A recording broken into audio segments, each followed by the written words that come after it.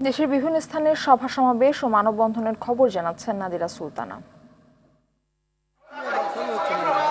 সিরাজগঞ্জের যমুনা সেতু পশ্চিম সায়দাবাদ রেল স্টেশনে সকল আন্তনগর ট্রেনের যাত্রাবিরতির দাবিতে মানববন্ধন করেছেন স্থানীয়রা। পিরোজপুরের মঠবাড়িয়া উপজেলা নির্বাহী কর্মকর্তা আব্দুল কায়ুমের বদলির আদেশ প্রত্যাহারের দাবিতে স্থানীয় মানুষ ও বিভিন্ন রাজনৈতিক দলের নেতারা মানববন্ধন করেছেন। নরসিংদীর রায়পুরাতে 2 ছাত্রীকে গণধর্ষণে জড়িতদের গ্রেফতার ও বিচারের দাবিতে মানববন্ধন করেছেন সর্বস্তরের মানুষ।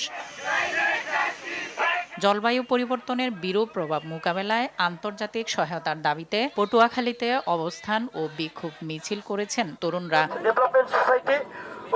ইসলামের মহান আদর্শ ছাড়া কল্যাণ রাষ্ট্র গঠন সম্ভব নয় বলে মন্তব্য করেছেন ইসলামী আন্দোলন বাংলাদেশের আমির আলহাজ মুফতি সৈয়দ মোহাম্মদ রেজাউল করিম। যশোরের জনসভায় তিনি এসব কথা বলেন।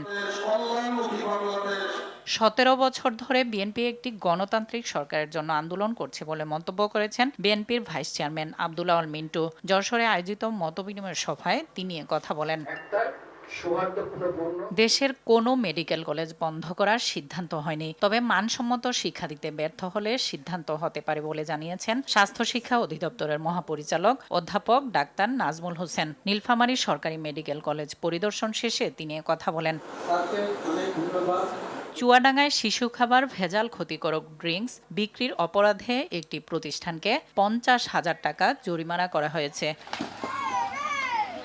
শেরপুর সীমান্তবর্তী গারো পাহাড়ে অবৈধভাবে স্থাপিত মিনি চিড়িয়াখানা থেকে 17টি বন্যপ্রাণী উদ্ধার করেছে বন্যপ্রাণী অপরাধ দমন ইউনিট।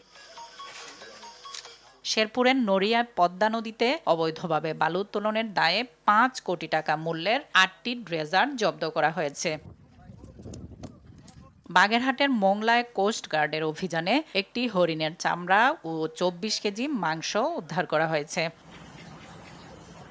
বগুড়ার সারিয়াকান্দির চরাঞ্চলের মানুষদের জরুরি সেবা দিতে স্পিডবোট সার্ভিসের উদ্বোধন করেন উপজেলা নির্বাহী কর্মকর্তা শাহরিয়ার রহমান।